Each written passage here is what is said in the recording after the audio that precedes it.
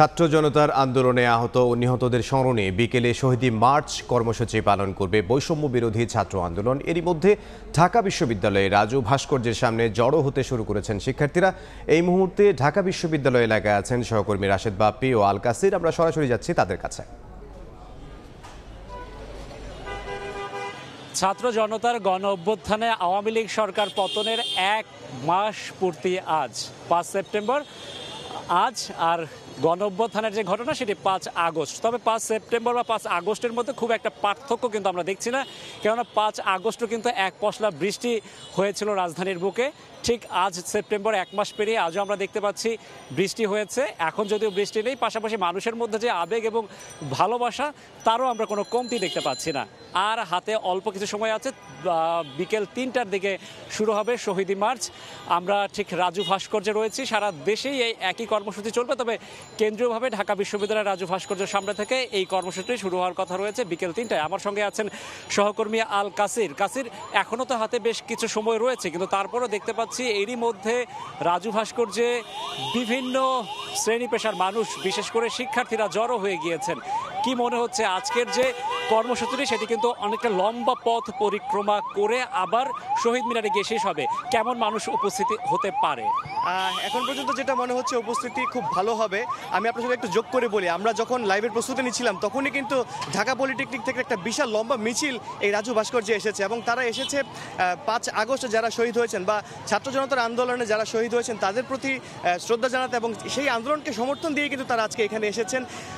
এছাড়াও ঢাকা পলিটেকনিক ছাড়াও আরও বিভিন্ন শ্রেণী পেশার মানুষ আমরা দেখেছি। আমি বিশেষ করে বেশ কয়েকটা জায়গায় ঘুরে এসেছি, ঢাকা কলেজ, নীলক্ষেত মোড়, এই জায়গাগুলো ঘুরে এসেছি, এবং বিসির বাসভবনের সামনে থেকে ঘুরে এসেছি। সেখানে দেখেছি যে বিভিন্ন পেশার মানুষ, শ্রেণী পেশার মানুষ জড়ো হয়েছেন, এবং তারা এই বৈষম্য বিরোধী ছাত্র আন্দোলনের যেই আজকের যে কর্মসূচিটা শহীদ মার্চ, এই শহীদ মার্চটা কিন্তু সফল করার জন্য তারা এক হয়েছেন।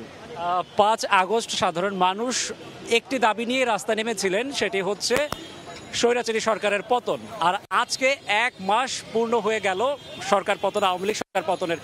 আজকেও তো মানুষের মধ্যে হয়তো অনেক চাওয়া পাওয়ার বিষয়গুলো রয়েছে। কেমন দেশ চাই, 1 মাসে কতটুকু পরিবর্তন হলো, কি কি আরো গুণগত পরিবর্তন দরকার?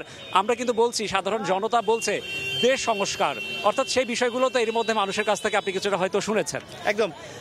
আমি সবার সঙ্গে কথা বলে, যতজনের সঙ্গে কথা বলেছি, তারা একটা বিষয় বারবার করে বলছেন যে সড়কে শৃঙ্খলা ফেরানোটা আগে জরুরি। হয়তো তারা ভুক্তভোগী, তারা এই বিষয়গুলো বলছেন, এবং অন্যান্য যেই টিমগুলো আছে, যে ছাত্রদের সমন্বয়ে যে টিম করা হয়েছে, তারা বিভিন্ন সেক্টরে কাজ করছে। আমরা বাজার মনিটরিং করতে দেখেছি, আমরা বিভিন্ন অভিযান দেখেছি, কিন্তু আজকে বিশেষভাবে যেই কথাগুলো আমাদেরকে জানিয়েছেন বা আমাকে জানিয়েছেন, সেটা হচ্ছে সড়কে ফিটনেসবিহীন গাড়ি যেগুলো আছে তারা সেই গাড়িগুলো দেখতে চায় না।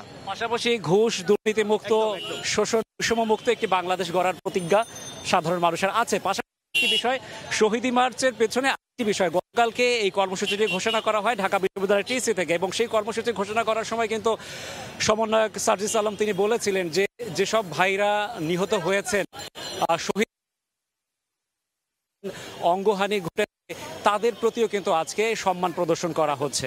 একদম একদম। যারা শহীদ হয়েছেন এবং যারা এখনো হসপিটালে আছে, সবার প্রতি সম্মান প্রদর্শন করে আজকের এই আয়োজন। এবং এই আয়োজনটা আমি একটু যদি আপনাকে জানিয়ে রাখি, রাজু ভাস্কর্য থেকে শুরু হয়ে কলা ভবন হয়ে সায়েন্স ল্যাব গিয়ে মানিক মিয়া এভিনিউ, সংসদ ভবন যেটা বলছি আমরা, সেই এরিয়া ঘুরে ফার্মগেট হয়ে শাহবাগ হয়ে আবার কিন্তু শহীদ মিনারে শেষ হওয়ার কথা রয়েছে।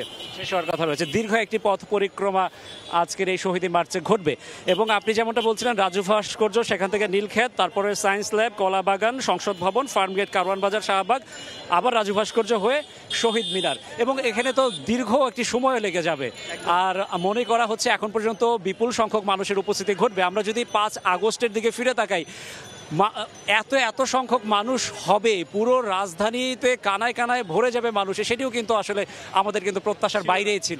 একদমই কেউ কল্পনাও করতে পারেনি বা ভাবতেও পারেনি, বা প্রত্যাশা, আপনি যেটা বলছেন, প্রত্যাশাও করতে পারেনি যে এত পরিমাণ মানুষ হবে। তো সেই ধারাবাহিকতা থেকে আজকে যদি বলা যায় যে শহীদ মার্চ এই কর্মসূচি সফল করতেও কিন্তু আজকে বড় সংখ্যক মানুষ আসবে বলে আমরা এখন পর্যন্ত যেটা দেখতে পাচ্ছি সেখান থেকে ধারণা করা যাচ্ছে। অনেক ধন্যবাদ আপনাকে। আমার সঙ্গে যুক্ত ছিলেন সহকর্মী আল কাসির। আবারও বলছি, লম্বা একটি পথ পরিক্রমার মধ্যে দিয়ে আজকের এই শহীদি মার্চ কর্মসূচিটি অনুষ্ঠিত হবে। হাতে আর অল্প কিছু সময় রয়েছে, বিকেল 3টায় শুরু হবে এবং দীর্ঘ একটি পথ পরিক্রমা রয়েছে এবং বিপুল সংখ্যক মানুষ উপস্থিত হবে। এই শুরুতে এত সংখ্যক মানুষ দেখে আসলে তেমনটাই আমরা মনে করছি। এই ছিল আমার কাছে রাজু ভাস্কর্যের সামনে থেকে আজকের যে শহীদি মার্চ কর্মসূচি তার প্রাথমিক বা এখন পর্যন্ত যেটি খবর তার সব শেষ। ঢাকা বিশ্ববিদ্যালয়ের রাজু ভাস্কর্যের সামনে থেকে যোগ দিয়েছিলেন সহকর্মী রাশেদ বাপ্পি এবং তার সঙ্গে ছিলেন সহকর্মী আল কাসির।